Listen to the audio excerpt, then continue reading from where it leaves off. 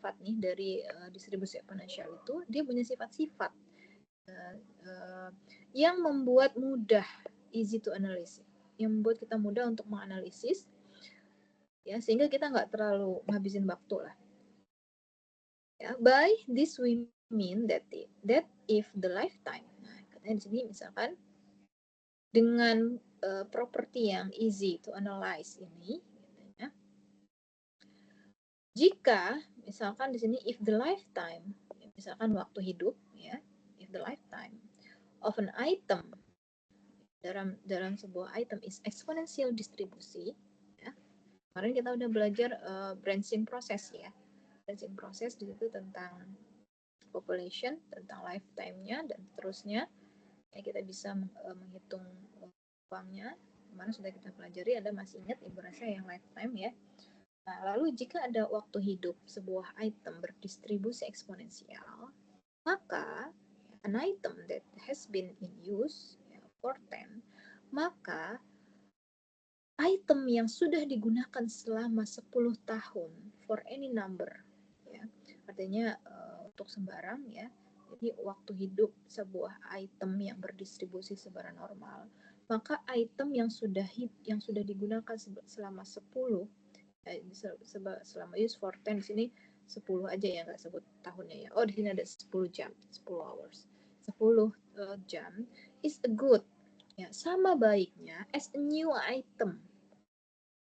Jadi yang sudah hidup selama 10 jam itu akan sama baiknya dengan a new item, ya.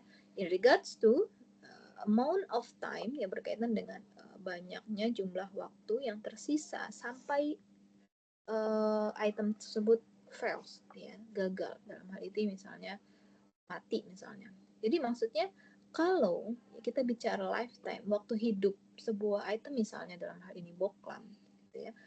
Boklam itu mempunyai distribusi eksponensial ini, ya, distribusi eksponensial ini dengan sifat dia yang punya kekhususan tadi yang easy to analyze, ya. Nanti kita lihat lagi apa aja sifat-sifat dia itu sehingga dia bisa katakan dengan item yang punya distribusi eksponensial, maka dapat kita temukan, ya, kita simpulkan nanti setelah kita tahu sifatnya, bahwa item yang baru dengan item yang sudah dipakai lama, boklam yang baru dengan boklam yang dipakainya itu sudah lama, gitu ya, dalam hal ini misalkan 5 jam, waktu yang tersisanya, nah ini amount of time remaining, jadi waktu yang tersisa mereka itu untuk sampai mati, gitu ya, kalau dia boklam itu sama. Nah, itu adalah kelebihan dari exponential distribusi eksponensial.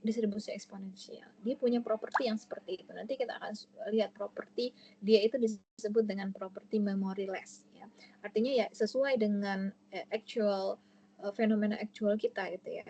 Di mana bayi yang baru lahir misalnya dengan orang yang sudah hidup selama misalnya 40 tahun, 50 tahun, gitu kan.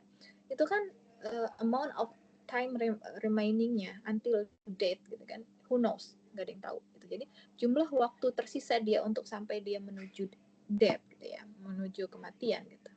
Walaupun bayi, ya, dengan orang tua, anak muda, remaja, itu kita nggak pernah tahu, ya. Jadi sebetulnya lifetime itu sendiri adalah berdistribusi eksponensial, ya. Kok bisa, Bu, distribusi eksponensial, ya? Kita bisa tahu lifetime itu distribusi eksponensial, cocoknya, gitu. Nanti Anda akan lihat, Anda akan buktikan sendiri dengan bentuk matematisnya yang sudah Anda baca sebelumnya, ya. Mungkin Anda sudah mulai tertarik dengan Anda membaca itu. Jadi Ibu nggak akan banyak penurunan nanti melihat di sini karena eksponensial sudah Anda tahu nilai harapan, ragam, dan seterusnya. Ya. This will be formally defined, ya, nanti akan secara formal ini yang tadi kita bahas tadi memoryless di section 5.2, ya, 5.2, where it will be shown that the exponential, ya, dia akan menunjukkan bahwa eksponensial is the only distribution, ya, that possess this property. Dia adalah satu-satunya distribusi yang bisa memenuhi sifat yang seperti itu, ya. Di section 5.3 nanti kita akan belajar katanya tentang counting process, ya. with an emphasis on a kind of counting process known as the Poisson process. Nanti kita akan belajar tentang counting processes ya. Jadi kalau di proses stokastik itu Anda kemarin ada rantai Markov gitu kan, terus Anda ada ya branching proses juga masih rantai Markov tadi ya. Nah, nanti kita akan lihat lagi ada yang disebut dengan Poisson ya. Poisson process. Ya, Poisson process di sini ya dia sebetulnya adalah counting process. Kalau ada counting mencacah gitu ya. Nah, among other things we shall discover about this intimate. Oke. Nah, jadi masih berkaitan dengan exponential distribution. Nanti di akhir-akhir pertemuan mungkin kita akan lihat ternyata si eksponensial gitu ya dengan Poisson process ini dia punya kaitan gitu. Oke, exponential distribution dari segi definisinya Ibu nggak perlu panjang lebar, Anda sudah diskusikan, sudah baca kan dengan teman-teman di kelompok Anda. Seperti inilah exponential distribution ya. Nah, nanti baik posisi fokusnya di bagian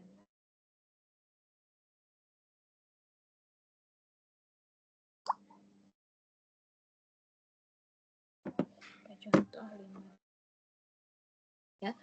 Ada peubah acak X ya, dikatakan dia memiliki eksponensial dengan parameter alpha, mungkin kalau dengan parameter lambda, mungkin Anda di StatMat parameternya lambda atau mu gitu ya. Ya sama saja gitu ya. Tapi di sini kita gunakan itu parameternya adalah lambda. Oke, with parameternya adalah lambda ya. Dan lambda itu nilainya harus lebih besar dari 0 ya. Lalu apalagi fungsi kepekatan peluangnya itu adalah ini ya, fx lambda e pangkat min lambda x untuk x yang lebih besar dari 0, dan kalau dia kurang dari 0 dia akan bernilai 0. Oke, ini Anda kalau masih ingin mereview silahkan direview lagi nanti bentuk-bentuk lainnya gitu ya. Eksponensial kita pakai bentuk yang seperti ini ya, lambda e pangkat min lambda x. Jadi kalau Anda lihat pakai yang seper gitu ya, dalam buku dalam ini ya itu kan hanya masalah penulisan ya, tapi kita sepakati kita menggunakan bentuk yang ini, lambda e pangkat min lambda x itu adalah fungsi eksponensial atau ekivalen dengan bentuk fungsi kumulatifnya ya, cumulative distribution function kalau kita nyebutnya fungsi kumulatif FKP ya. Tadi fungsi kepekatan peluang, lalu selanjutnya adalah fungsi kumulatif ya, biasanya ada nyebutnya apa ya, fungsi kumulatif ya. Nah, fungsi kumulatifnya ini Anda perhatikan, artinya kita mengintegralkan dia ya dari minus tak hingga sampai x semua ruang sampelnya kan, semua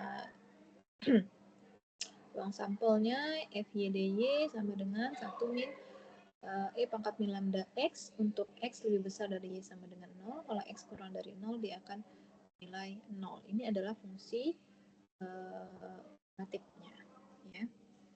Lalu untuk min eksponensial gitu ya, mencari nilai harapan dari fungsi kontinu, Anda tahu ya, nilai harapannya ini nggak akan Ibu ceritakan panjang lebar lagi, udah di StatMat sudah lulus ya.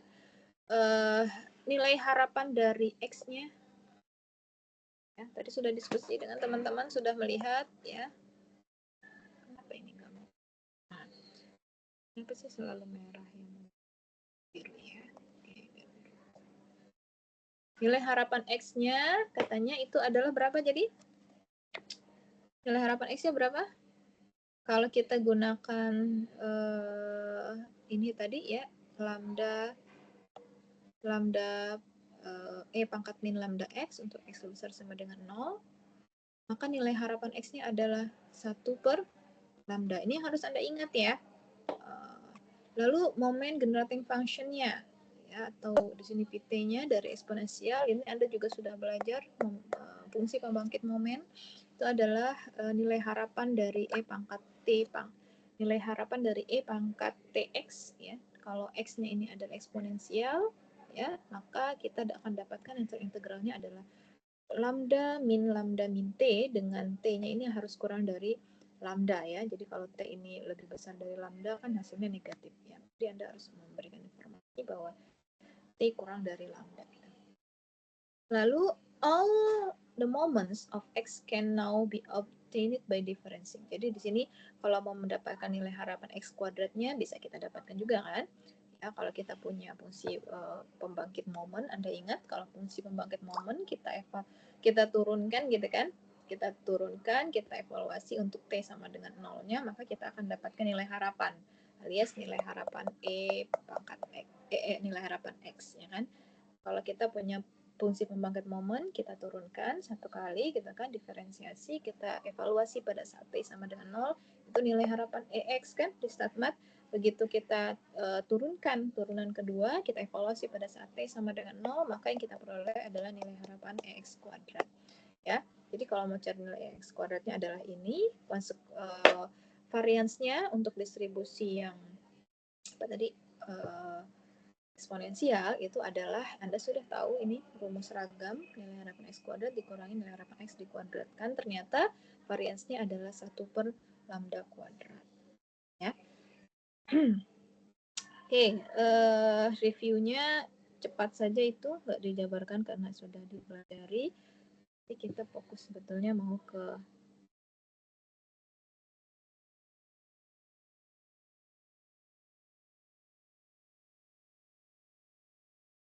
proses ya.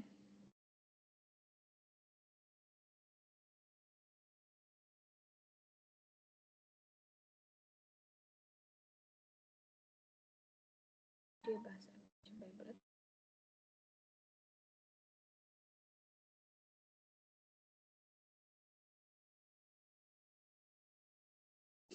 Oke. Kalau diskon rate nanti ya, nanti kita ada renewal ya, di babak akhir kita belajar renewal. Sekarang kita coba masuk ke contoh. Ibu, maaf izin bertanya sebelumnya. Iya, silakan. Kalau dilihat dari RPS ada materi yang time reversible ya Bu, yang 4.8 kalau nggak salah. Enggak Itu, ya. oh itu enggak Ibu? Enggak ya. Jadi ini sudah direvisi. Jadi Ibu gitu. ngikutin arahan dari Prof ya. Jadi arahan dari Prof, Ibu samain materinya dengan yang diajarkan di kelas apa? A apa B? A ya? Anda B ya? A, iya, A. Ya. Anda kan B, jadi disamakan dengan materi yang kelas. Karena Ibu udah sepakat ya bersama Prof Suwono, nanti soal ujiannya pun paralel ya. Jadi materinya harus sama. Ya, materinya harus Baik, sama. Siap. Jadi di pertemuan 6 ini itu rantai Markov discrete ya, mulai dari bab 5 ini nanti kita poinnya pada counting proses, definisi proses Poisson, itu poinnya. Oke, baik Bu. Terima kasih Bu. Siap. Oke, sama-sama. Thank you ininya. Nanti RPS-nya di ini lagi deh, di refresh lagi ya, di update lagi gitu.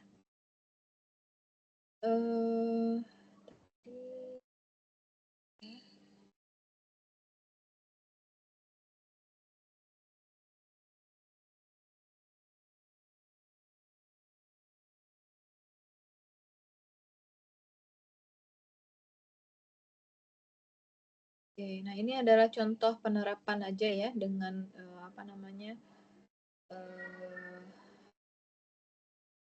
ada reward ya, yang dia itu ya, rewardnya ini secara acak ya, punya rate continuous short time ya, di mana di sini katanya exponential difference expected discount return Landran. Nah, ini katanya kan mendeskripsikan sebaran ya kontinu ya, exponential random variables. Jadi diterapkan dalam kasus itu sehingga yang dicari adalah berapa nilai harapan dari rewardnya gitu ya dalam hari ini. Disesuaikan saja ini udah ya ini. Nah, kita ke 522 ya.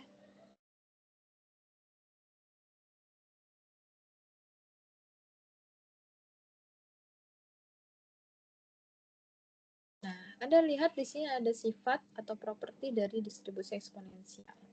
Ya, nah ini yang disebut di awal tadi Ibu bilang, kenapa kita bisa katakan bahwa item yang baru dengan item yang sudah pernah dipakai selama beberapa jam, ya lifetime-nya, maka banyaknya jumlah sisa waktu dia ya untuk menuju fails atau matinya gitu ya, itu sama saja, baik dia itu baru ataupun dia itu yang sudah lama.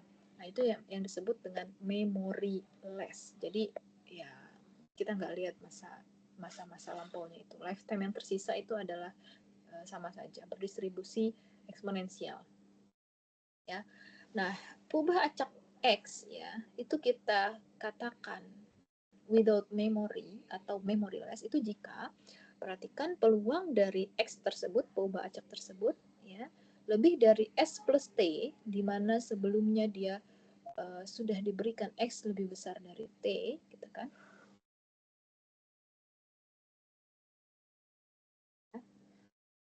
Itu sama dengan peluang X ya, lebih besar dari S-nya saja. Ya, artinya apa di sini?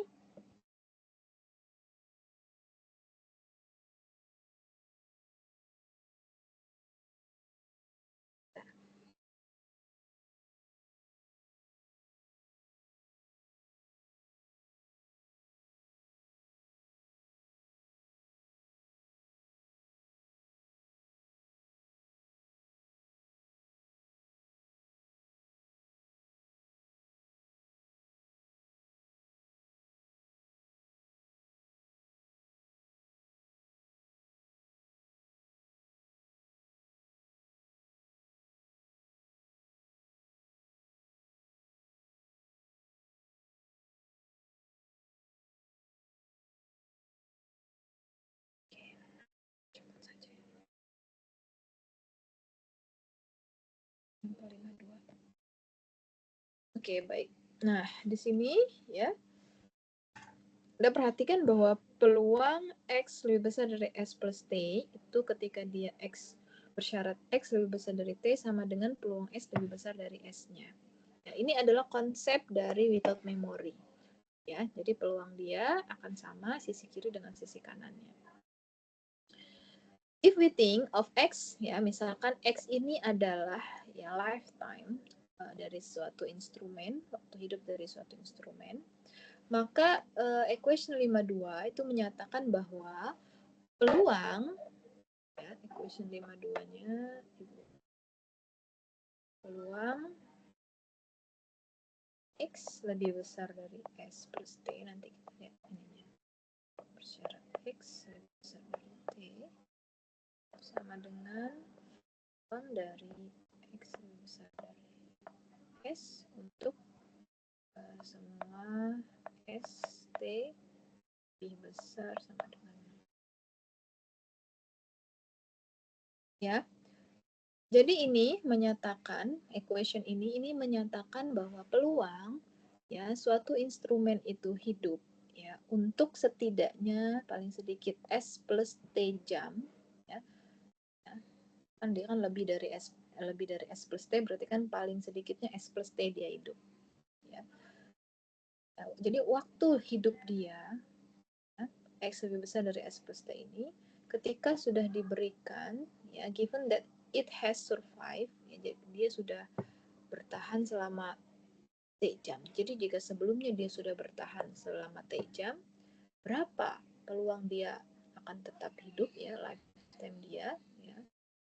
Terus setelah S, ya, tambah S ke depan, S plus T. Katanya peluangnya itu adalah sama saja dengan kita menghitung peluang awal waktu dia pada mulai dari waktu S.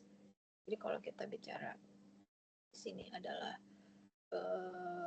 yang duluan siapa berarti T ya, T kan, S ya. Jadi berapa peluang ketika kita bicara waktu hidup dia ya, mulai dari ini dia sudah hidup ya, setidaknya waktu hidup dia itu at least S hour ya, sama dengan peluang hidup dia setidaknya selama S hour ya, dari sini ke sini S, ini dulu dong, salah, ke sini 0 kan, dari sini ke sini itu dia sebelumnya sudah hidup sampai waktu T, maka katanya sisa waktu hidup dia, ya, peluang lifetime dia, peluang dari disebut di sini X mempunyai lifetime, ya, jadi waktu hidupnya di sini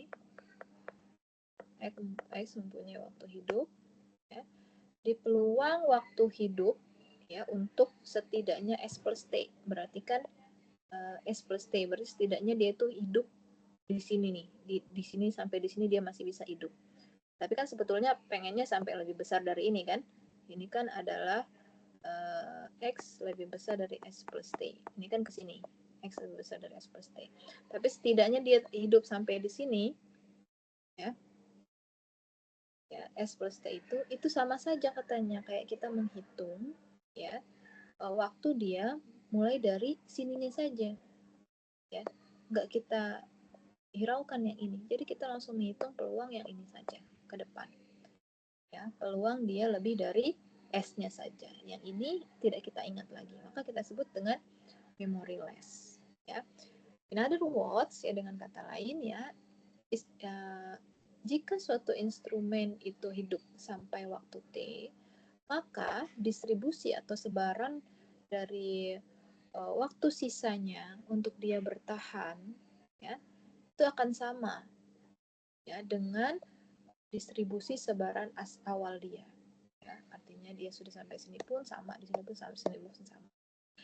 Sehingga di sini, ya, instrumen does not remember, jadi instrumen itu nggak mengingat gitu, ya.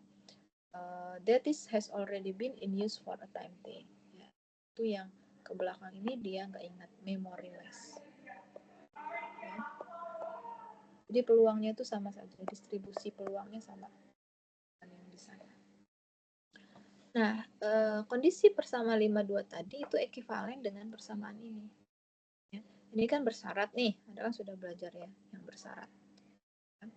Kalau bersyarat berarti sama saja dengan peluang X lebih besar dari S plus T irisan X lebih besar dari T dibagi dengan syaratnya kan X yang ini, ya, sama dengan peluang X bersyarat S, ya, ini kan Anda sudah tahu. Nah, atau sama saja dengan ini, bentuk ini, ya, peluang X bersyarat S plus T sama dengan ini dikalikan peluang X besar dari S dikali dengan peluang X besar dari T, ya. Kita dapatlah persamaan 53 yang ini. Ya, karena persamaan 53 ini, ya, is satisfied, memenuhi ketika X-nya itu berdistribusi eksponensial, ya, untuk E pangkat min lambda S plus T sama dengan nilai harapan sama dengan E pangkat min lambda S dikali E pangkat min lambda T, maka distribusi eksponensial itu peubah acaknya disebut dengan memoryless, ya. Ini Anda bisa hitung sendiri nih, yang buktinya ini sama, ya. Kenapa? Karena yang ini, ya, peluang untuk X lebih besar dari S plus T itu adalah hasilnya ini E pangkat min lambda S plus T, sedangkan peluang ini, peluang X lebih besar dari S itu kan adalah E pangkat min lambda S dikali dengan peluang X lebih besar dari T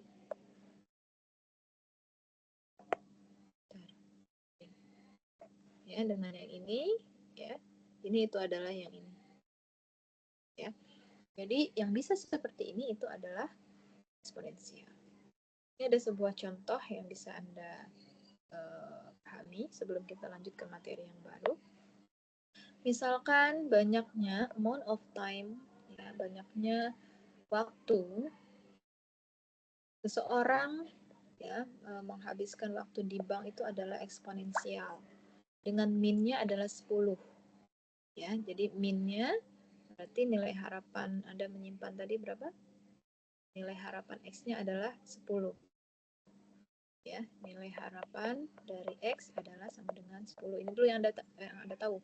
Lalu dengan demikian alfanya 1/10, lambdanya 1/10. Dari mana lambdanya 1/10? Tadi Anda tahu nilai harapan X dari eksponensial itu apa? Nilai harapan X dari distribusi eksponensial tadi apa? 1/lambda. Betul, 1/lambda. Ya, artinya kalau dengan begitu kita bisa katakan lambdanya sama dengan 1/10. Ya, kita dapat. Lalu what is the probability? Ditanya berapa peluang ya bahwa customer itu will spend more, akan menghabiskan waktu lebih dari 15 menit dalam bank. Berapa peluangnya konsumen itu akan menghabiskan waktu lebih dari 15 menit dalam bank? Kalau misalnya seseorang itu menghabiskan waktu dalam bank itu rata-ratanya adalah 10 menit dengan distribusi eksponensial. Nah, ini pertanyaannya berapa peluangnya dia akan menghabiskan lebih dari 15 menit dalam bank? What is the itu pertanyaan pertama. Lalu what is the probability? Jadi berapa juga peluang ya customer itu akan menghabiskan lebih dari 15 menit ya in the bank setelah sebelumnya dia itu ya bank ada givennya, given that she is still in the bank after 10 minutes. Jadi dia masih ada di bank itu setelah 10 menit.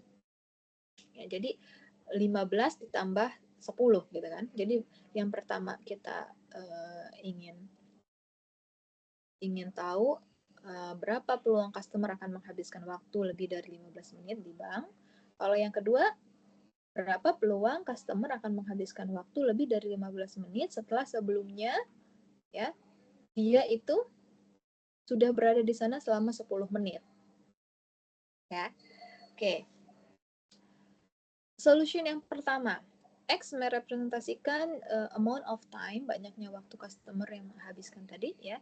Maka then the first probability-nya, peluangnya itu sama saja kita menghitung peluang X lebih dari 15 gitu kan? Karena kan yang dia tanya hanya gitu. Berapa peluang customer lebih dari 15 menit? Ya udah, X lebih besar dari 15 menit. Ya kan?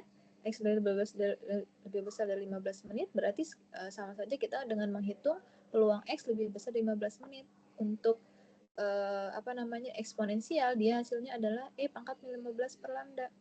Dari mana E pangkat 15 per lambda?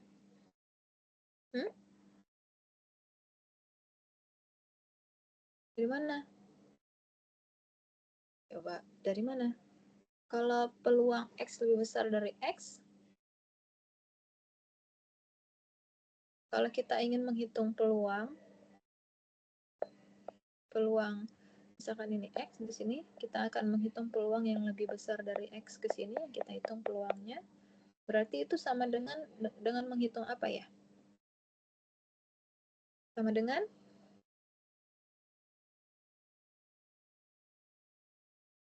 apa?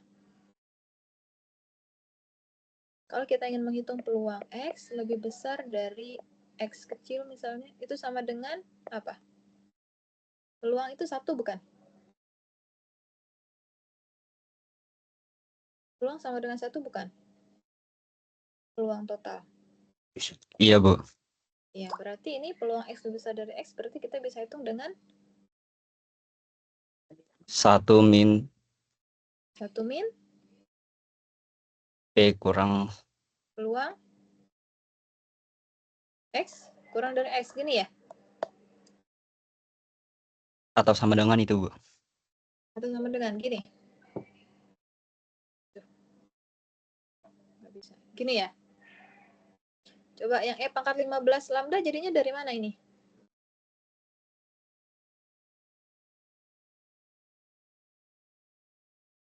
Satu min E pangkat min 15 lambda, Bu. 1 min 1 min 1 min E pangkat min 15 lambda. E pangkat min 15 lambda, E pangkat min 15 lambda, gini. Gini. Bukan, Bu. 1 min ada satunya lagi, 1. Oh, oke. Berarti 1 min terus 1 gitu Iya, dikurangi E pangkat min 15 lambda. E pangkat min 15 lambda, gini. Iya, Bu. Itu ya. Kalau mencari peluang X lebih besar dari 15, ya berarti kan kita gunakan saja, ya kan? FKP-nya si siapa?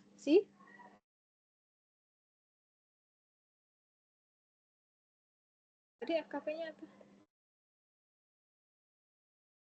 Ini kan? Iya nggak?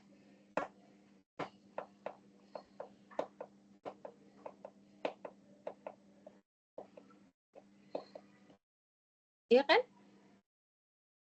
Iya, Bu.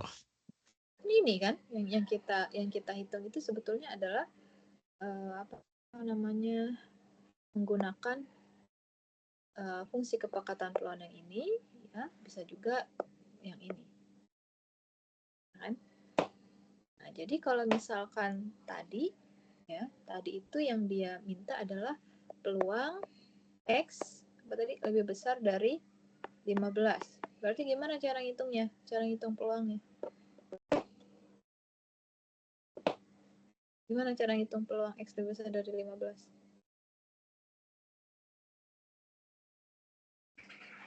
Anda sudah ingat ininya ya? Ya, lambda F pangkat min lambda. Peluang X lebih dari 15 berapa? Gimana cara ngitungnya aja deh?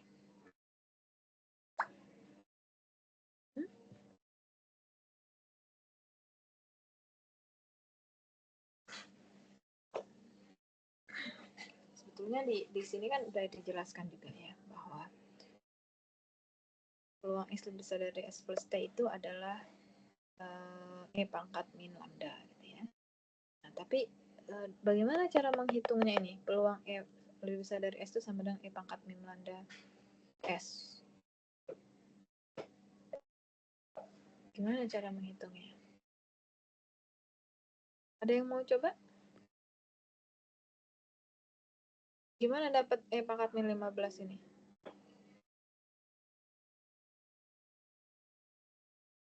Pakai yang tadi, Bu. Yang dari sebelumnya. Nanti ini di statement Anda harus bisa ya.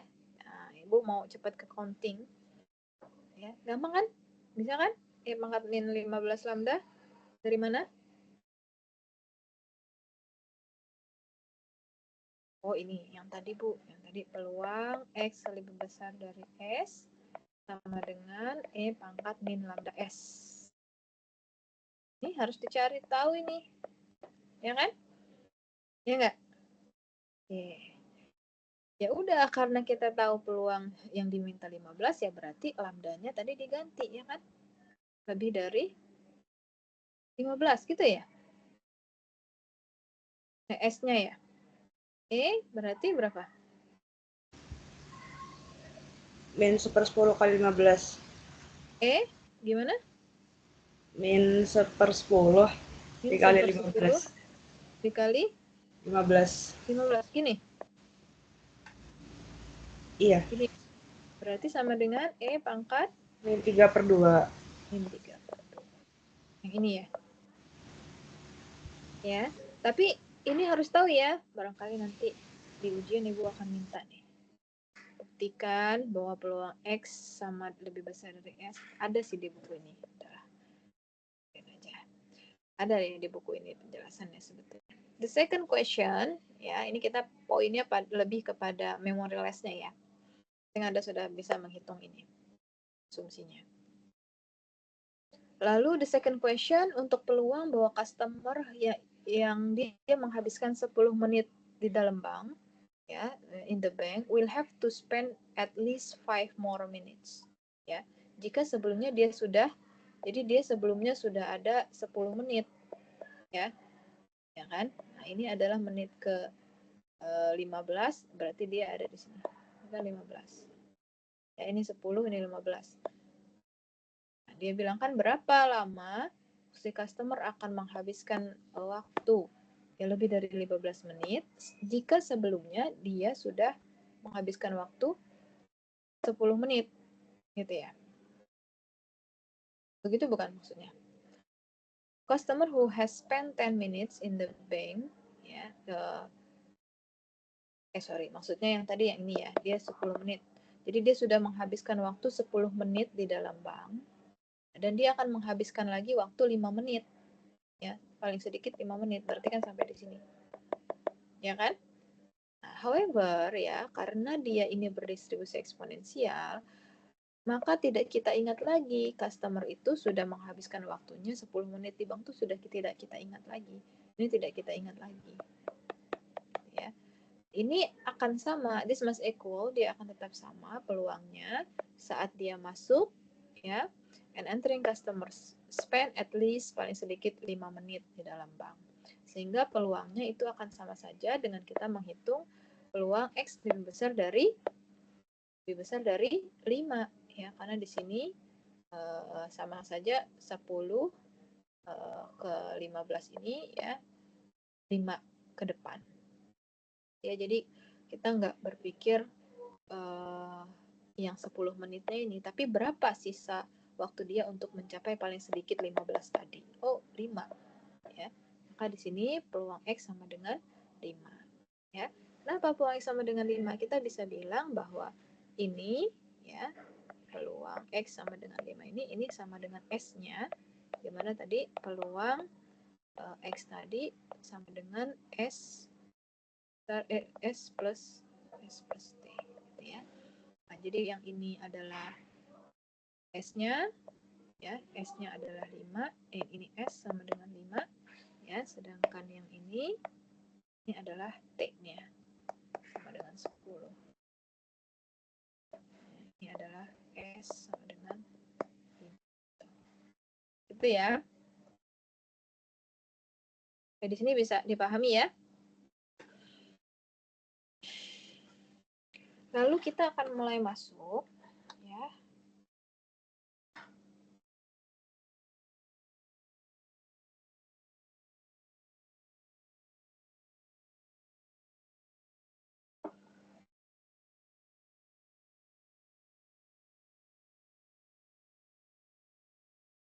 Nah, 31.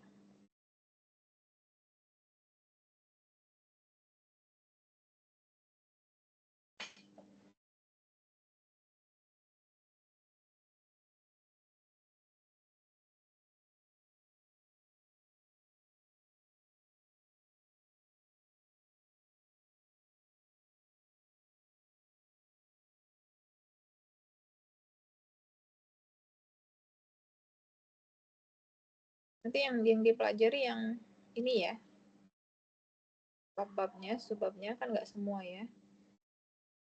Jadi sesuai dengan yang dikuliahkan saja, karena untuk sarjana dipilih-pilih di sini ya. Nah, ini untuk di bagian counting process. Oke ya. Nah, sekarang kita akan masuk ke counting process. Kalau tadi kita udah belajar sifat yang easy to analyze dari apa tadi, pembaca eksponensial, ya, tentang memoryless. Kita mulai masuk ke Poisson process. Nanti Anda akan lihat ada hubungan mereka ini. Ya, nah di Poisson process atau di sini kita mulai dengan bab counting process. Misalkan ada sebuah proses stokastik, ya, proses stokastik di mana NT dalam hal ini proses stokastiknya T-nya akan lebih besar sama dengan dari 0. Ya. Anda masih ingat ya proses stokastik itu apa? Kita lanjutkan. Kita katakan proses stokastik NT ini itu kita katakan sebagai proses counting, ya, proses counting jika NT-nya ini merepresentasikan total number event atau banyaknya kejadian, ya, yang telah terjadi sampai waktu T. Ya, jadi kalau NT ini adalah merepresentasikan total number, ya berarti kalau counting di sini dia discrete ya. Oke. Sampai waktu T. Ada berapa banyak kejadian itu NT. Some example of counting process, misalnya yang pertama, ya, adalah NT ini misalnya adalah banyaknya orang yang masuk ke dalam toko tertentu, ya, atau store at or prior of time T, ya, pada saat waktu T atau sampai waktu T, itu adalah NT. Maka NT ini kita sebut dengan counting process, ya, in which an event correspondent, ya, dalam hal ini eventnya ini itu adalah a person entering the store. Jadi eventnya adalah orang yang masuk ke dalam store tersebut. Kita counting. Itu adalah proses stokastik counting process. Ya, kalau misalkan kita punya NT itu banyaknya orang yang masuk sampai waktu T, maka NT T lebih besar sama dengan 0 ini. Ya, maka NT kalau misalkan ya dia hanya sampai, ini beda ya. Kalau ini kan di sini kita bicaranya counting process itu a person ya, orang yang tadi yang masuk ke store itu sampai waktu T ya, sampai waktu to time T ya. Nah, kalau yang ini ya NT-nya ini equal of number person in the store at time T. Ya.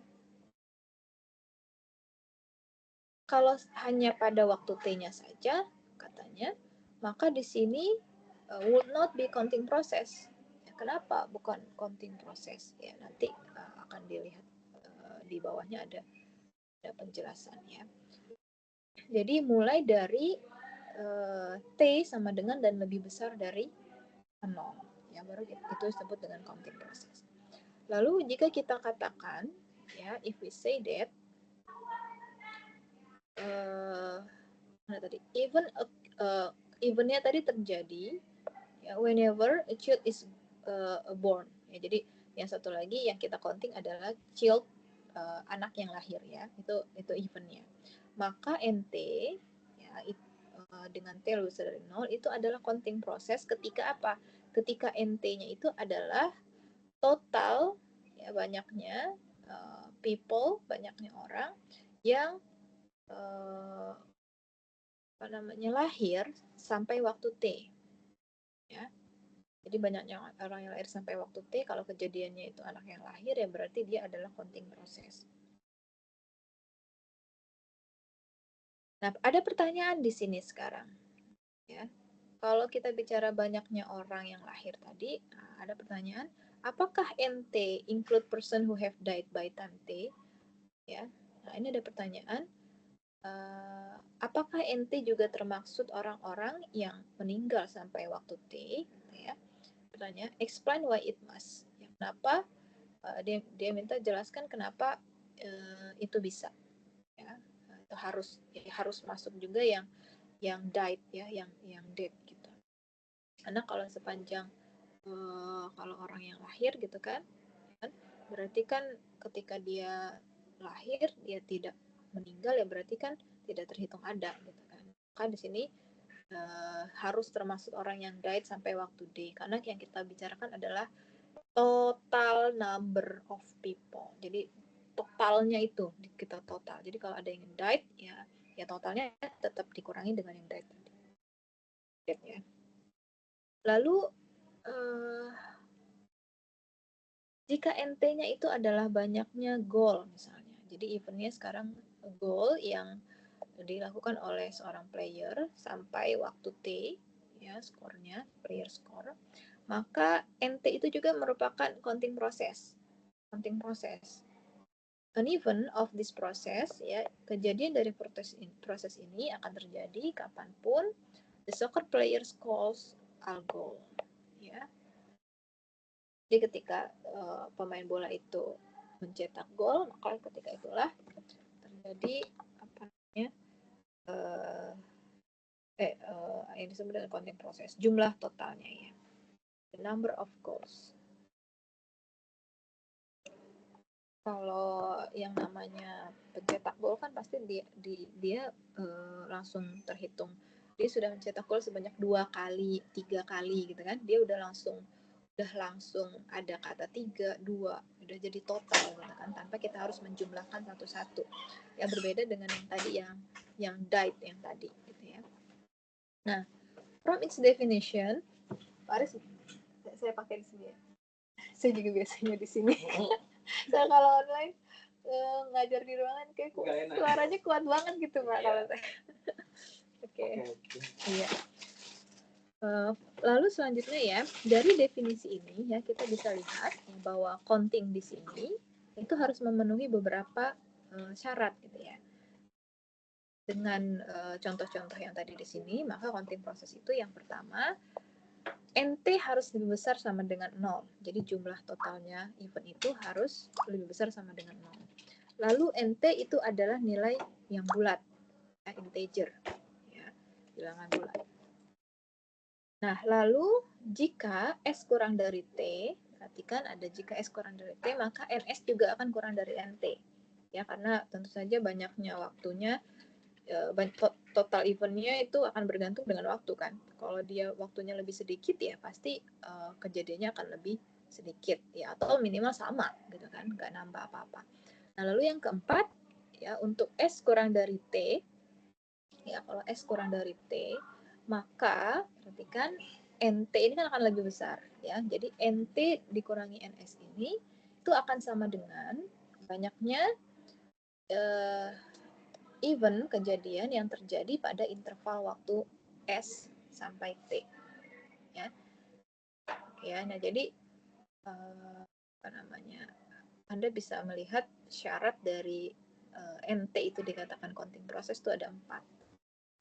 Ya, NT-nya itu harus sama dengan lebih besar dari 0, bilangan bulat.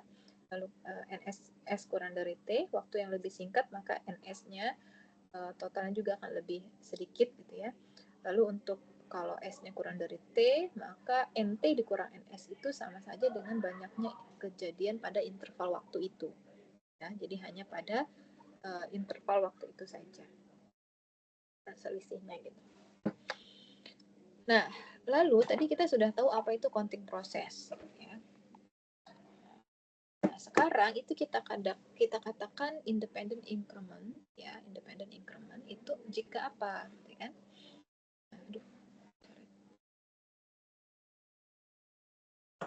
Nah, itu jika harus nggak gangguan ya, maaf ya. Enggak lagi online. Oh gitu. Ya kalau ganggu harus sering pindah lagi nah. Oke ya. Jadi di sini tadi apa?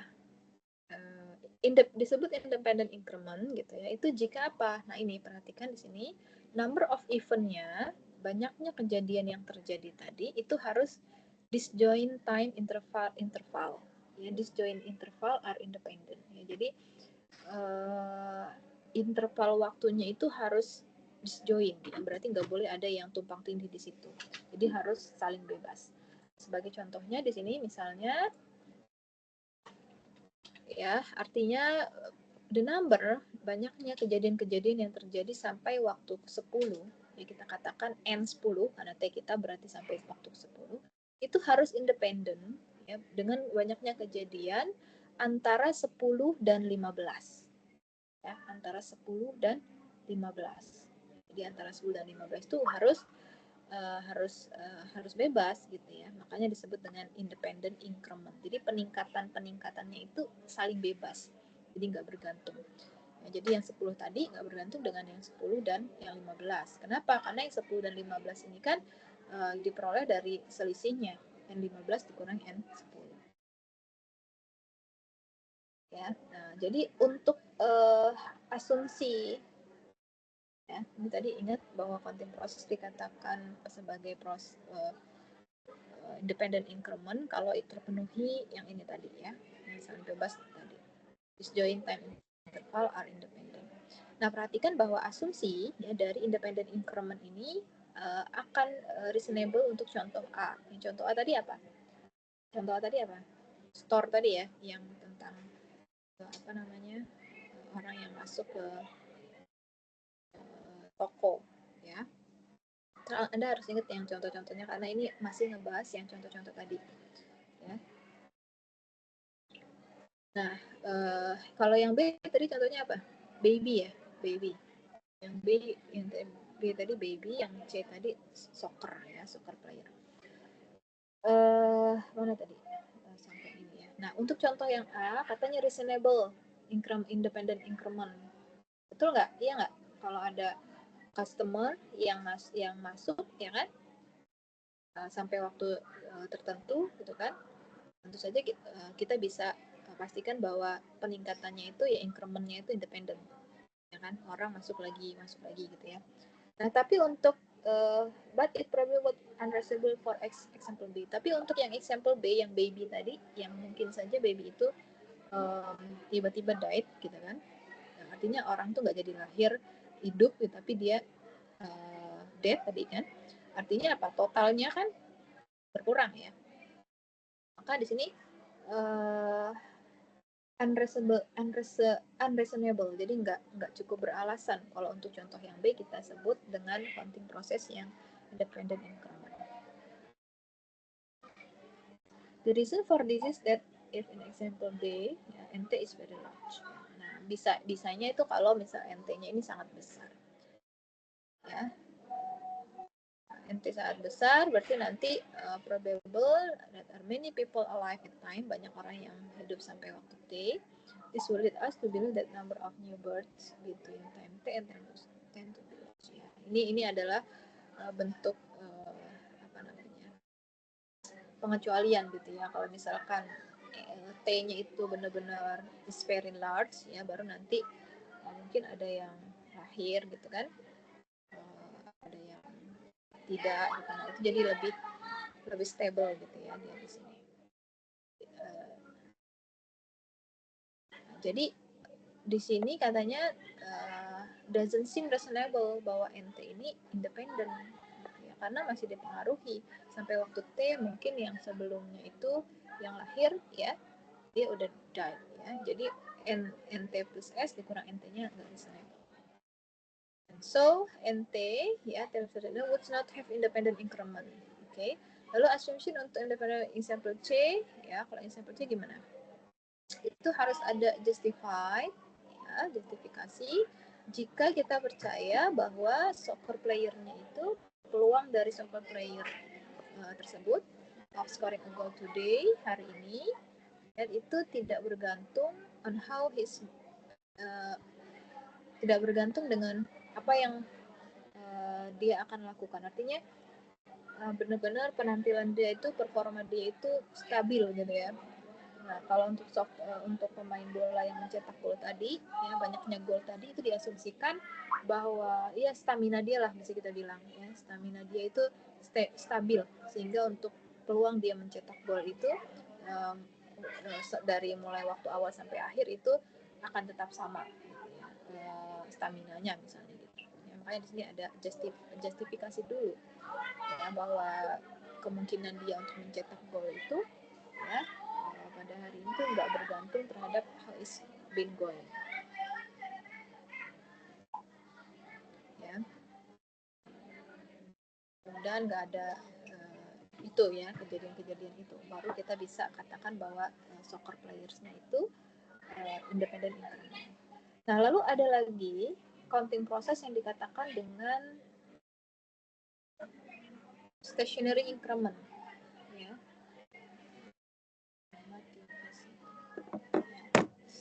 Stationary increment itu jika apa? Jika distributionnya ya sebentar.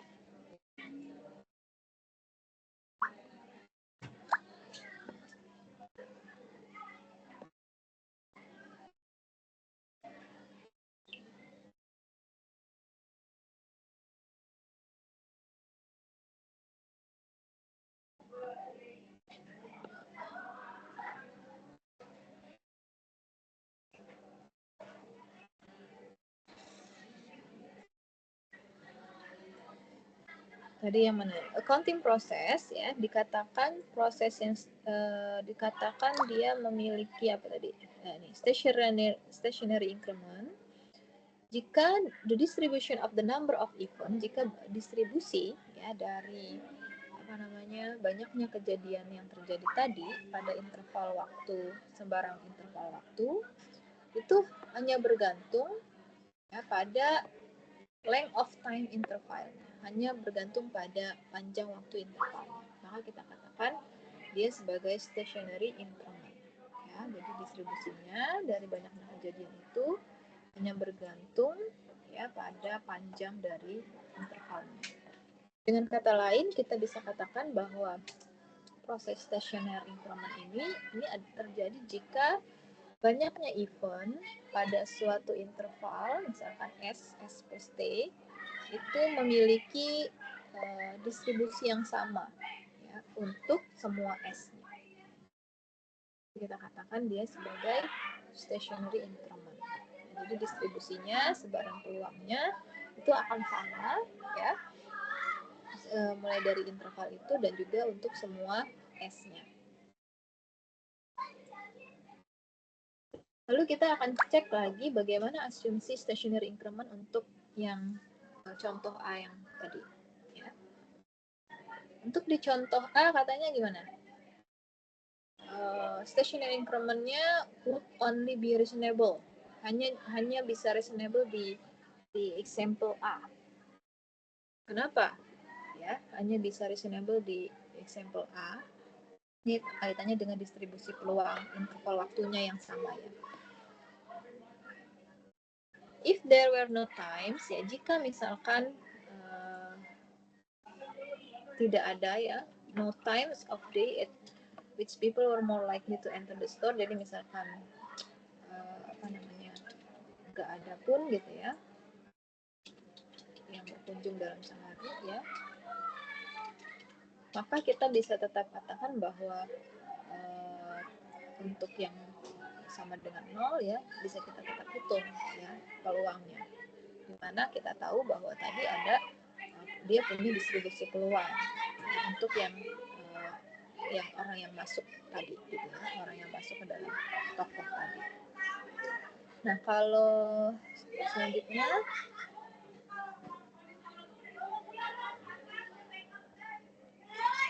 kita bisa lihat juga ya, untuk contohnya kalau misalkan di jam sibuk ya, kita katakan dari jam 12 sampai jam 1 misalnya ya, maka the stationary assumption ini nggak bisa kita asumsikan ya, then the stationary assumption would not be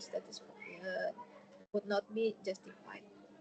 Nah, jadi itu nggak bisa kalau misalnya ada rush hour ya, ada jam-jam sibuk. Kenapa? Karena nanti peluangnya dia akan distribusi peluangnya itu untuk setiap interval waktunya dia akan berbeda-beda, jadi nggak bisa. Lalu if we believe that the earth population is basically constant, nah ini contoh yang lain. Nah, jika kita percaya ya bahwa populasi di bumi ini pada dasarnya adalah konstan ya, dimana belief not held at present by most scientists ya, walaupun memang ini nggak diakui oleh para saintis ya. Jadi sebetulnya populasi bumi itu yang basically-nya nggak konstan gitu ya. Maka asumsi dari stationary increment might be reasonable in example B. Jadi example B itu tadi kan adalah tentang baby ya, tentang baby yang child inborn tadi gitu ya. Maka stationary increment itu bisa terpenuhi lah asumsinya dengan asumsi bahwa earth population is basically constant. Nah, lalu untuk yang C gimana? Stationary increment tadi itu do not seem kelihatannya nggak reasonable ya untuk yang C. Kenapa? Untuk yang C enggak? Ya, karena dari sini for one thing, most people would agree that the soccer player would probably score more goals ya in the age bracket 25 sampai 30. Jadi di sini kita bisa katakan bahwa kebanyakan orang tuh setuju ya bahwa pemain bola itu akan mungkin mencetak gol lebih banyak tuh saat mereka punya di rentang usia 25 sampai 30. Ya, tapi begitu dia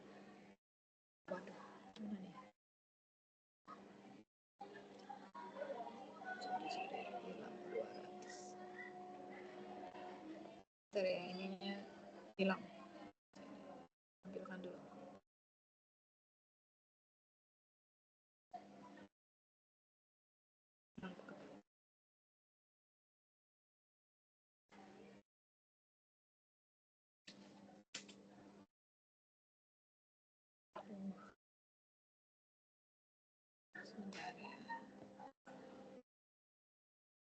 Ibu tapi masih share screen kan? Masih share layar kan? Berbagi layar kan? Iya Ibu. Cuma layarnya kabur ya, hilang. Dalam 200.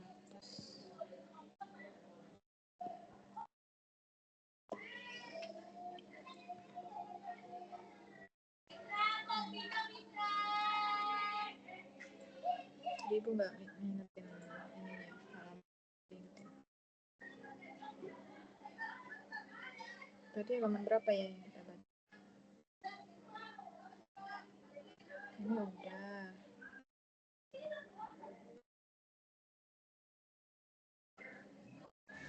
-315 Bu. 15 ya.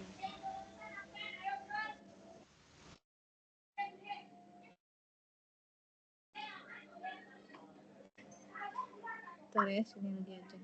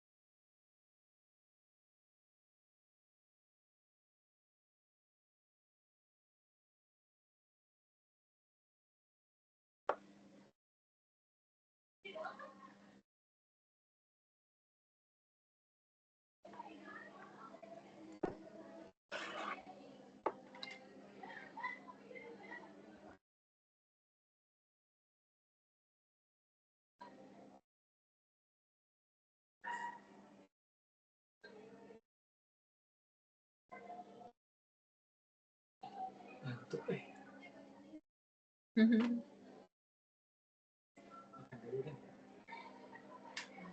Pak. Lagi. Setengah satu.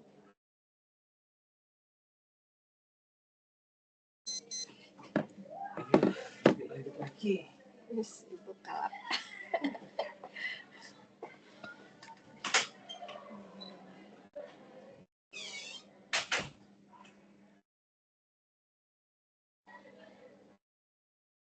Oke, bismillahirrahmanirrahim.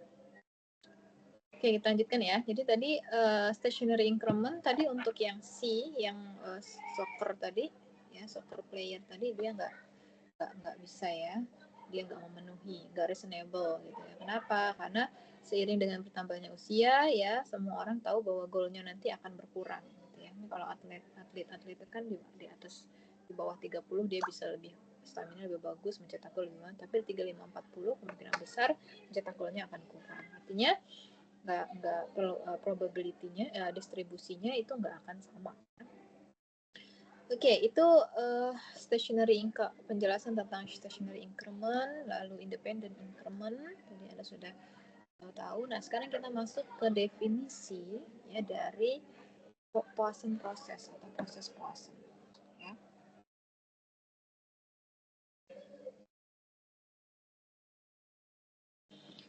Oke, definisi dari proses Poisson. One of the most important types of counting process. Jadi salah satu counting process yang penting tipenya itu adalah Poisson process. Ya.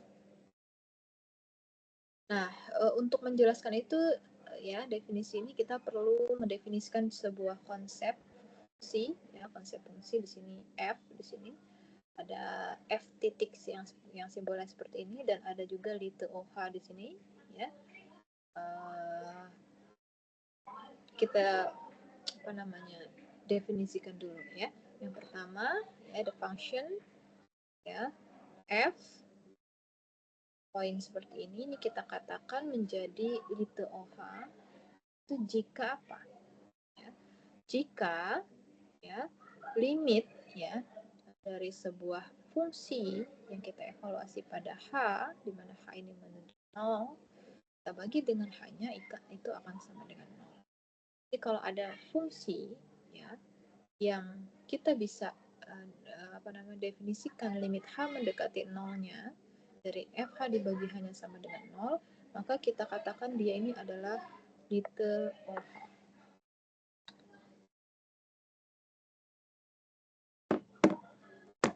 Ya, itu definisi yang pertama. Ya, limit H menuju 0, FH per H itu sama dengan 0.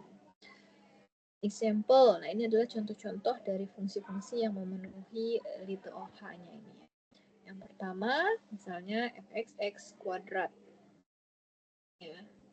Dia memenuhi. Kenapa? Karena Anda lihat ya limit FH dibagi H-nya ketika H mendekati 0 ya itu sama dengan ya limit H mendekati 0 maka akan sama dengan 0. Berarti fx kuadrat lite OH iya. Lalu apa lagi? Misalnya fx sama dengan x itu juga sama ya lite OH ya.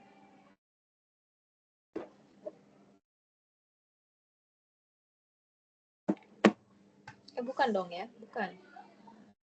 It's not nih, bukan. Ya. Kenapa? Karena dia satu, bukan tidak sama dengan 0. Gitu ya. Lalu, kalau misalkan ada dua fungsi yang dia memenuhi lite OH ini, ada F, ada G, ya, maka penjumlahan dari F dan G ini bisa mengikuti aturan ini. Ya, penjumlahannya, ya limit H mendekati 0, menuju 0, FH plus GH-nya dibagi H tadi, yaitu sama dengan penjumlahan masing-masingnya. Artinya kalau ini dijumlahkan, karena ini lite OH, ini juga sama, maka dia akan sama dengan 0. 0 tambah 0. Lalu untuk kalau misalnya F ini adalah lite OH, lalu maka G-nya di sini, ya, Anda lihat adalah sama dengan perkalian F, ya, dengan konstanta tertentu, maka akan terpenuhi aturan ini. Ya, dikalikan dengan 0 juga ya berarti sama dengan 0. Ya, karena C di sini konstanta, yang ini hasilnya limitnya adalah 0, maka tetap 0. Maka si G ini ya G fungsi G ini yang memenuhi C dikali F ini, ya, dia adalah di TOH, ya.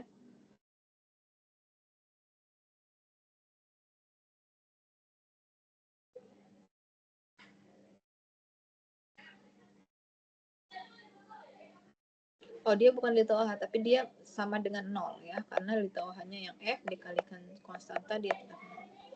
From C dan D, it follows that any finite linear combination of function, ya, C dan D yang ini kan C ini adalah apa?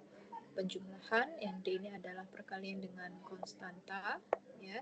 Maka dari C dan D, it follow that any finite linear combination of function, ya. Jadi dia untuk sembarang kombinasi, fungsi kombinasi, ya, yang masing-masing dia adalah little A adalah juga little. Ya, silahkan. Ibu di sini ngajar ya. Salam. Lalu in order for the function, ya, karena fungsi fungsi f ini adalah little OH tadi, maka perlu, ya, perlu untuk kita lihat bahwa rasio dari FH per H menuju 0, ya, SH goes to 0. Ya. Maka perlu kita lihat FH per H, ya, yang menuju 0 itu sama, ya, seperti H yang menuju 0. Jadi maksudnya ini kondisi ini tuh terpenuhi ketika hanya mendekati 0. Ya. Tetapi jika hanya itu tidak menuju 0, ya, the only way for FH per H to go to 0 is for FH to go to 0 faster than H. Jadi kalau misalkan kalau hanya ini nggak mendekat, nggak menuju 0, ya, berarti yang mana yang lebih cepat menuju 0? Ya. Ya. FH per H-nya ini akan menuju 0, itu untuk FH yang menuju 0. Ya. FH to go to 0 faster than H. Jadi yang bagian atas itu akan lebih cepat menuju 0 dibandingkan yang bagian bawah, ya kan? Kalau misalkan hanya bukan menuju 0, yang mana tadi? Ini ya. Ya. Yang warna hijau. Ini kan konsep little O. Kalau misalkan hanya nggak mendekati 0 misalnya, ya berarti yang segera cepat menuju 0 itu pasti yang atas kan. Nah, dia ini fungsi H. Ini dibanding yang bawahnya di sini. Dia kan bukan fungsi, yang atas kan fungsi kan. That is for H small, ya, sehingga untuk H yang kecil, ya, untuk H yang kecil, FH must be small compare with H. Untuk H yang kecil, Anda bayangkan ini untuk H yang kecil, maka apa yang terjadi? FH itu haruslah menjadi be small compared with H. H-nya ini harus menjadi kecil, must be small. FH-nya harus kecil.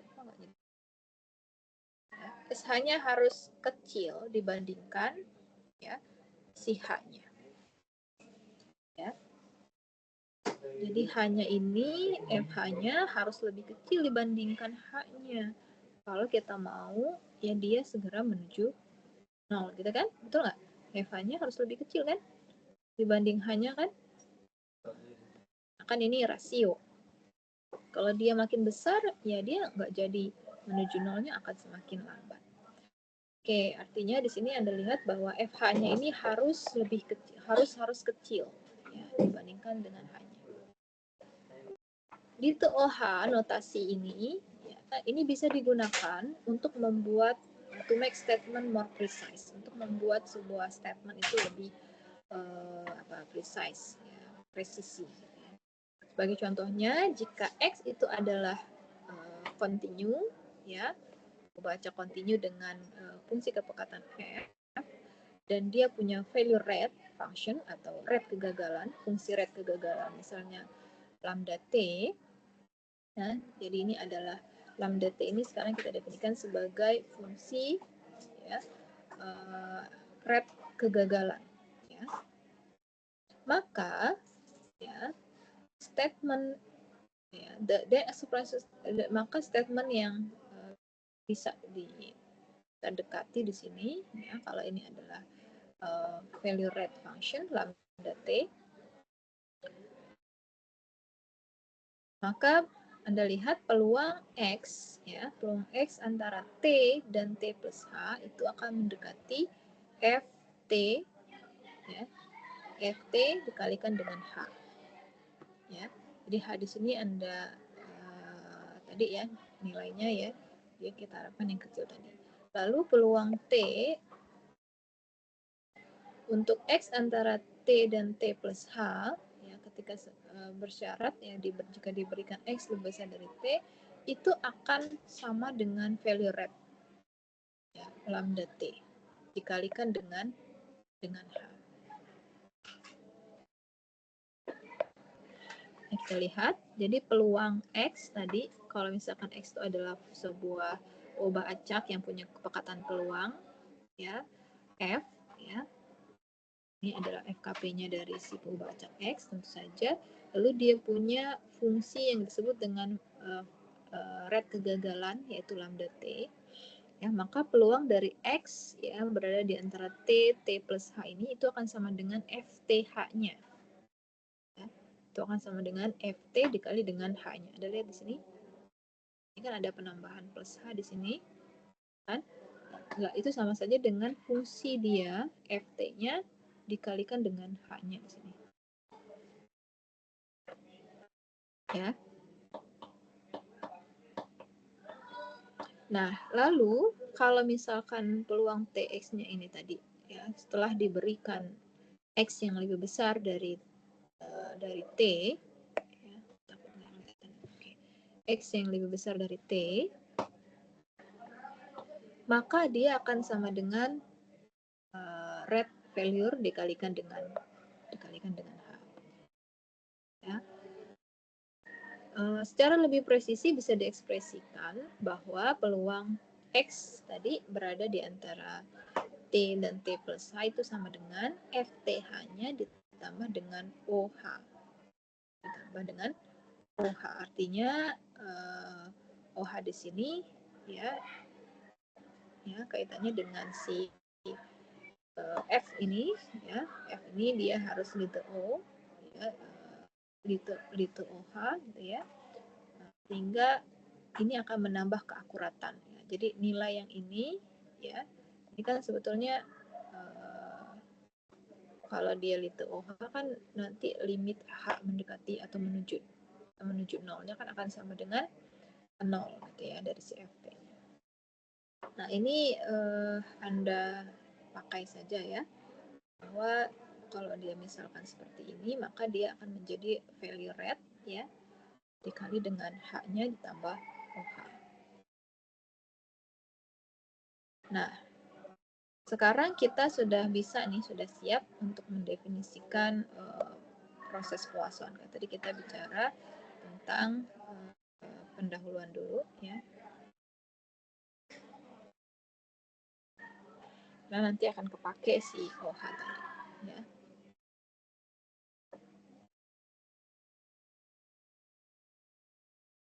Oke. Anda lihat di sini definisi 52 itu adalah counting process ya. Counting proses NT, T lebih besar sama dengan dari 0, dikatakan sebagai proses Poisson dengan rate lambda sama dengan 0. Jadi rate lambda sama dengan 0. Jadi sekarang Anda lihat kalau tadi hanya counting proses, sekarang kita proses Poisson. Kalau proses Poisson dia pasti punya rate lambda ya. Sekarang rate lambda lebih besar dari 0. Itu kita sebut dengan proses Poisson kalau memenuhi beberapa aksiom ini. Yang pertama, kalau n-nya 0 berarti akan sama dengan 0. Artinya pada saat T 0 ya, NT, ini kan NT nih. Ya, ini kan NT semua ini. Ya. Kan NT. Sorry. Jadi yang ini kan. Kan NT. Kalau N pada saat T 0 dia akan sama dengan 0. Berarti dia Poisson proses. Lalu yang kedua, ini harus semuanya ya aksiomnya terpenuhi. Lalu yang kedua, NT untuk T lebih besar sama 0, maka dia harus independent increment. ya, dia harus independent increment. Jadi penambahannya itu saling bebas antar waktunya, ya, dia independent increment. Jadi Anda sudah tahu tadi ada istilah independent increment, bagaimana alasan-alasan disebut independent increment dari suatu event juga Anda sudah belajar tadi sebelumnya di contoh-contoh. Maka si NT itu harus independent increment, ya, counting proses yang seperti ini harus independent increment. Lalu peluang, Anda perhatikan di sini peluang N, ya, T plus H-nya, ya, peluang NT plus H dikurangi NT sama dengan 1, ya, itu sama dengan lambda H ditambah little H. Ini juga, ya, peluang NT plus H min NT lebih besar sama dengan 2, itu sama dengan little H. Ya. Jadi artinya apa? Artinya apa namanya? Oke, nanti kita ini deh. Ya, jadi Anda lihat dulu ini, ya, empat yang harus empat sifat yang harus dipenuhi untuk suatu proses Poisson itu untuk suatu counting proses itu dikatakan sebagai proses Poisson. Nah, katanya di sini kita akan mulai start analisis kita dengan proses Poisson dengan yang pertama, ya, kita pertimbangkan counting proses yang the result when one third of the ya, jadi kita mulai dengan observing the Poisson process at giving time s, ya, ketika diberikan waktu s. Misalkan di sini untuk s lebih besar dari 0, maka, ya, NST, ya, untuk NST-nya itu akan sama dengan NS plus T dikurangi NS, ya, karena tadi kita sepakatkan sama dengan intervalnya, ya, berarti NS plus T dikurangi NS. Ini berarti dimulai dari waktu S, ya, NST adalah banyaknya kejadian-kejadian dari proses Poisson yang terjadi, ya, yang terjadi pada waktu T ke depan, T waktu unit ke depan, ya, T waktu ke depan gitu ya singkatnya, ya, maksudnya unitnya unit time, unit waktu. Nah, jadi kita mulai di sini untuk S lebih besar dari 0, ini ada ini dulu, ya, di ini dulu, dipahami dulu bahwa untuk S lebih besar dari 0, maka NST-nya itu sama dengan N S plus T dikurangi NS, ya. Oke, itu dulu. Nah, berarti kan ini selisih apa? Panjang intervalnya NS. Jadi katanya dimulai dari waktu S, NST adalah banyaknya kejadian-kejadian dari proses Poisson yang terjadi in the next T, ya, untuk sebanyak T unit waktu ke depan, ya.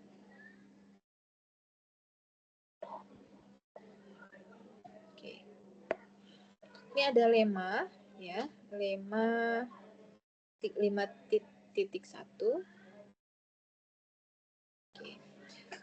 Kalau misalkan NST dalam hal ini adalah Poisson proses, ya, jadi dia adalah proses Poisson si NST ini.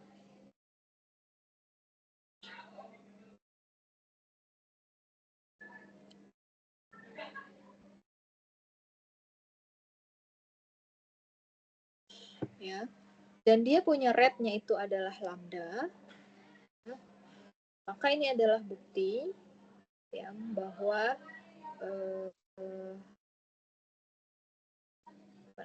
NST ini dia adalah punya rate, dia adalah sebuah proses Poisson yang dengan rate-nya adalah lambda. Kalau misalkan NST-nya ini T lebih besar sama dengan 0. Buktinya, ya, untuk membuktikan ini kita bisa cek bahwa NST ini memenuhi aksioma dari proses Poisson dengan rate alpha, ya. Jadi bentuk yang seperti ini memenuhi aksioma yang 4 ini, ya. Memenuhi aksioma 4 ini.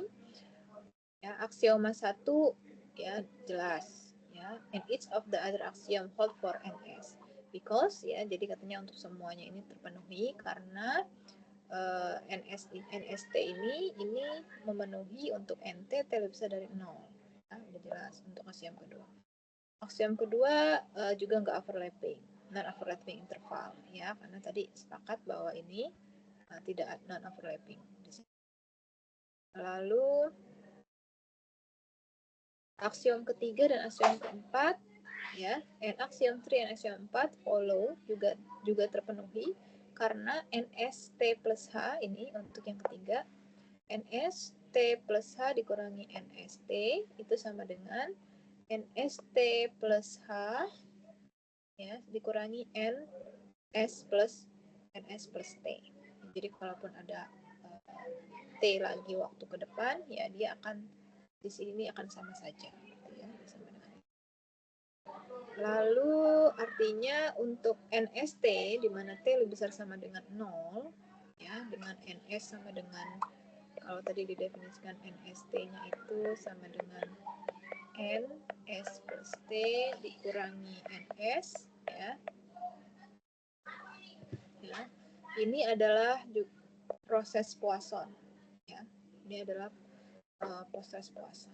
Sudah dibuktikan dia memenuhi ini. Ya. Lalu kita lihat, Mas Ba ini belum istirahat, udah jam 12 magang. Magang enggak istirahat. Oh lagi makan. Iya. Ibu nggak lihat. Oke, enggak apa-apa. Lalu di sini kita lihat ya, untuk coba perhatikan yang ini karena kita udah mulai masuk nih. Misalkan ada T1 yang menunjukkan waktu dari first event, dari kejadian pertama dari proses Poisson, ya, proses Poissonnya NT, maka T1 kita sebut itu sama dengan minimum dari T lebih besar sama dengan 0, ya, di mana NT-nya akan sama dengan 1. Ya. Oke, karena kita bilang tadi T1 ini menunjukkan waktu untuk first event. First event berarti untuk NT sama dengan 1, maka berapa ya yang paling minimum waktu untuk mencapai first event itu adalah T1. Kenapa dia harus ada minimum? Nanti Anda bisa lihat sendiri. Lalu kita sekarang akan menunjukkan bahwa T1 ini adalah ubah acak eksponensial dengan rate lambda. Ya, jadi ternyata proses Poisson tadi ya, yang merupakan counting proses ya. Proses Poisson kan adalah counting proses dengan kriteria tertentu ya, 4 aksiom yang tadi. Ternyata waktu yang diperlukan untuk mencapai eventnya itu ya, untuk mencapai kejadian pertama mendapatkan counting proses, waktunya loh, bukan kejadian mendapatkannya. Waktu yang diperlukan untuk mendapatkan kejadian yang pertama. Ini T ya, jadi beda. Waktunya sendiri ternyata itu adalah peubah acak eksponensial. Jadi waktunya itu menyebar eksponensial ternyata dari counting proses Poisson. Nah, jadi proses Poisson itu yang merupakan counting proses, ternyata waktunya untuk mencapai event yang pertama aja, misalkan kita contoh di sini, dalam hal ini ya, yang pertama saja karena itu lebih mudah, itu ternyata adalah eksponensial dengan rate lambda. Ya, untuk itu kita bisa lihat di sini.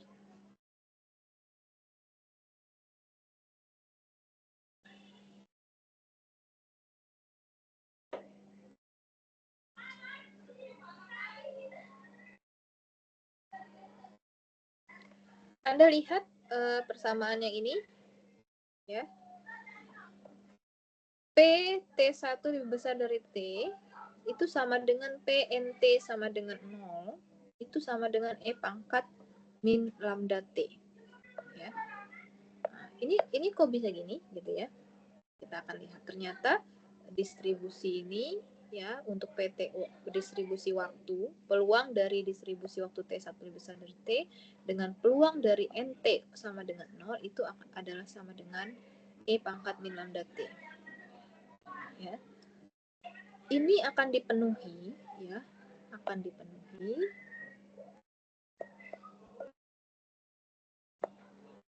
jika ya, T1 ini menyebar eksponensial dengan rate lambda. Ya. Buktinya gimana? Coba kalau kita menghitung peluang dari T1 ya lebih besar dari T ya. Nah, jadinya kita bahas juga kan akhirnya ya, peluang eksponensial T1 lebih besar dari T berarti apa? Integral dari T sampai tak hingga kan? Ya enggak? Kalau eksponensial gimana tadi? Fungsi kepekatannya lambda E pangkat min hilang.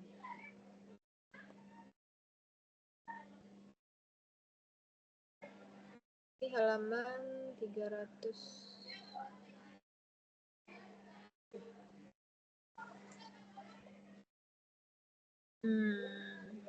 Tadi lemma ya.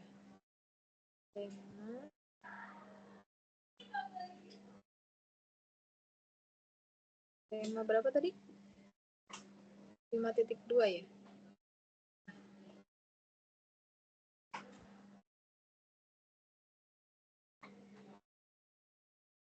Oke ya. Anda bisa lihat di sini. Tadi hilang ya. Ini hanya mungkin terjadi ya, ini dipenuhi jika T1 menyebar eksponensial dengan rate lambda. Kenapa? Karena ya kita tahu bahwa peluang dari T1 lebih besar dari T, kalau T1-nya ini adalah eksponensial, ya akhirnya kita bahas juga kan, T-nya berarti lebih besar dari T, berarti T sampai tak hingga, karena dia continue, lambda E pangkat min lambda, ya kan? Ya, lambda E pangkat min lambda, ya.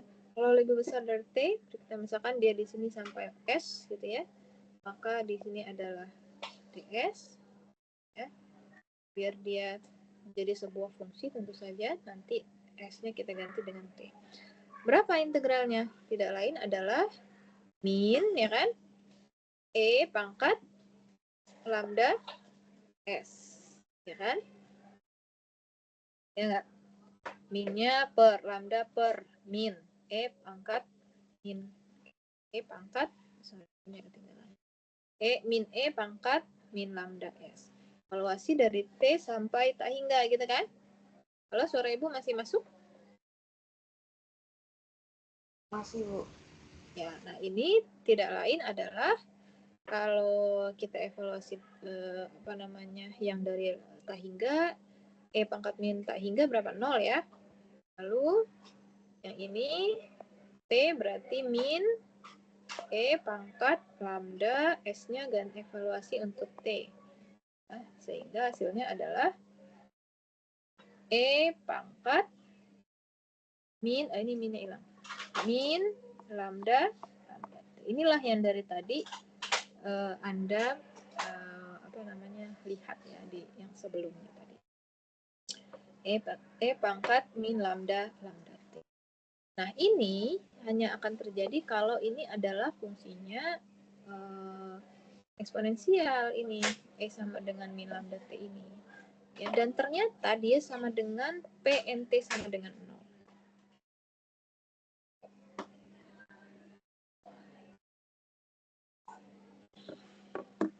Ya, nah sehingga untuk P0T ya sekarang sama dengan PNT sama dengan 0, maka nah ini yang sisi yang sebelah sini ya. Kalau yang ini kan ini terpenuhi nih kalau dia eksponensial. Nah, kalau yang ini gimana? Kalau yang ini yang proses counting, proses puasan ini. Nah, ini dibuktikan di sini. Proses counting di sini ya, di mana P0T ya artinya P0T ini artinya adalah peluang NT sama dengan 0 ya. Nih, P0T artinya sama dengan sisi ini. Peluang NT sama dengan 0. Sekali lagi, kalau yang ini sudah kita buktikan bahwa untuk peluang waktunya ini dia akan memenuhi E pangkat min lambda T. Dan ternyata sama dengan untuk peluang NT sama dengan 0. Nah, peluang T sama dengan 0, ini Anda bisa lihat di P0 T plus H. Ya, ini memenuhi aksiom yang sebelumnya. Nanti Anda baca ya, ini sudah 1/2. Ya, sehingga P0T nanti ya, ini ada di buku, sehingga P0T itu ya, sehingga P0T-nya itu ternyata sama saja dengan E pangkat min lambda T. Ya, P0T itu kan ada PNT 01. Ya, artinya nih di sini nanti ini Anda bisa pelajari yang di rumah ya. Yang bagian sisi sebelah kanan, PNT sama dengan 0. Nah, PNT sama dengan 0 ya, dengan aksiom yang sebelumnya ya. Nanti Anda bisa dapatkan bahwa PNT-nya akan sama dengan peluang T1 lebih besar dari T. Ya, ini di mana T-nya ini menyebar eksponensial dengan rate-nya lambda. Ternyata sama peluangnya. Ya. Artinya di sini Anda lihat untuk T1 ya, yang tadi waktu untuk pertama kali terjadi proses Poisson ya, for n lebih besar dari 1, kita bisa mendefinisikan Tn to be time between n min 1 dan n even. Ya, jadi kalau nanti ada Tn, nah itu berarti dia adalah waktu antara. Tn itu adalah waktu antara n-1 dengan n. Sebagai contoh, kalau T1-nya sama dengan 5, ingat T itu waktu ya sekarang, bukan counting proses NT. T sama NT beda. T di sini udah waktunya tadi. T1 sama dengan 5, lalu T2 sama dengan 10, maka then the first event, maka kejadian pertama dari proses Poisson ini terjadi pada waktu kelima. Ya, ini. T1 ini pada waktu kelima. Lalu proses Poisson yang kedua itu terjadinya kapan? The second ya, proses counting yang kedua ya, itu terjadi pada kapan? And the second at time 15. At time 15. Kenapa? Karena 5 sama lalu 10. Nah, jadi pada waktu 15. Nah, Tn ya, ini adalah sekuen untuk N1, 2 dan seterusnya. Nah, ini kita sebut dengan sekuen antar waktu kedatangan. Kalau Ibu berikan ilustrasi, berarti ini ya, sini untuk memahami T ini ya. Karena T ini kan tadi distribusinya tadi eksponensial. Kalau misalkan kita lihat di sini ya, ini 0 misalnya. Misalkan di sini ada S ya. Lalu di sini misalnya adalah waktu T ya, maka ini kan menjadi S plus T ya. Jadi S plus T. Kan? Nah, artinya untuk kejadian yang pertama ini di sini ya, ini kan berarti T1 sama dengan S. Nah, ini waktu yang pertama diperlukan untuk satu ya, yang counting proses yang pertama, kejadian yang pertama itu adalah S.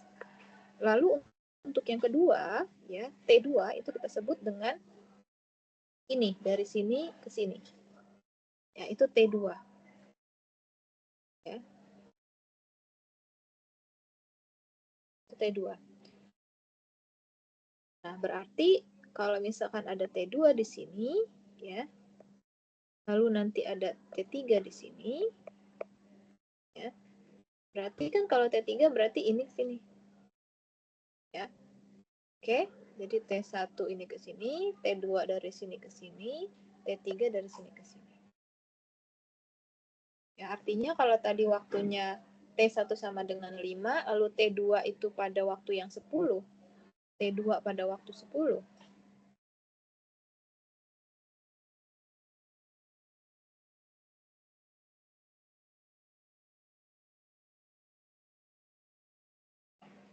Mana tadi?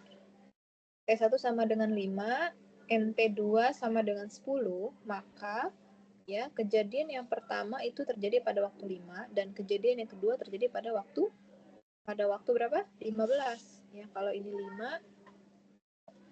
Ya, kalau ini 5 ya, lalu T2-nya 10. Kalau T2 10, T2 itu kan sudah sama dengan selisihnya kan? ya kan? Berarti kalau dia dapat T2 ini udah 10, berarti ini adalah 15. Jadi T2 itu terjadi di waktu 15. Ya, karena T2-nya sama dengan 10. Waktunya ini adalah yang S-nya sama dengan 5. Ya, berarti S plus T. Di sini T-nya inilah 10. S plus T-nya inilah. Ya. 15 dikurang 5 ini 10 intervalnya. Itu ya. Jadi itu untuk T. Jadi Anda harus tahu bahwa yang disebut dengan T1 itu adalah waktu yang diperlukan untuk kejadian yang pertama. T2 juga waktu yang diperlukan untuk kejadian yang kedua. Waktu yang diperlukan untuk kejadian yang ketiga dan seterusnya. Sekuen seterusnya. 1, 2, 3 dan seterusnya. Maka artinya kita sedang menghitung interval waktu yang diperlukan untuk setiap kejadian 1, 2 dan seterusnya. Itu adalah T ya di sini. Dan ternyata T1, T2 dan seterusnya itu adalah saling bebas, identik dan berdistribusi eksponensial dengan rate lambda. Oke ya, oke sudah jam 1:30 lewat ya Ibu, hari ini ada ujian juga uji SPS. Ibu rasa untuk hari ini kita cukupkan dulu sampai di proposisi ini ya 5 bab 532 ya ini ya, masih di bab ini. Insya Allah nanti pekan depan kita akan lanjutkan lagi lah. 532. Ya harusnya hari ini tuh Ibu bisa capai 533 harusnya ya. Nggak apa-apa. 533 terus cukup 533 itu sampai di ini properti lebih jauh ya tentang proses Poisson sama teorema 52. Ntar Ibu kejar di pertemuan selanjutnya bisa. Teori. Satu pertemuan lagi ya kita ya. Gimana?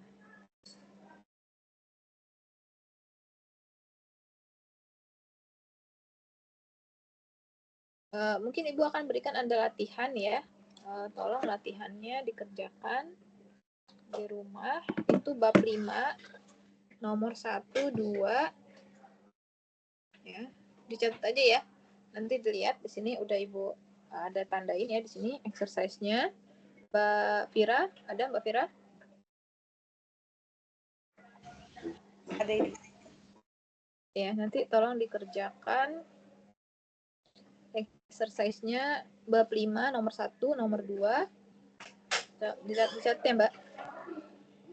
Iya, Ibu. Nomor 1, nomor 2, nomor 39, bagian A dan B saja. Lalu nomor 44.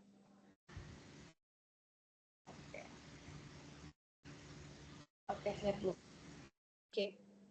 Nanti Anda bisa pelajari lagi ya, yang tadi yang belum selesai 532 ke bawah, yang tentang waktu ya. Tapi kalau konsep dari T-nya tadi Anda sudah tahu ya, ke bawahnya kan itu yang StatMat-nya ya. Hitung peluangnya gitu-gitu seperti itu. Jadi Anda bisa review dulu sebelum minggu depan Ibu cepat akses untuk masuk ke materi yang itu kita review sedikit. Untuk bagian T kan belum selesai, ke bawahnya kan nanti harusnya ada menghitung peluangnya kan. Oke, itu saja Ibu rasa seperti itu yang bisa Ibu sampaikan hari ini. Semoga bermanfaat. Ada pertanyaan sebelum Ibu tutup?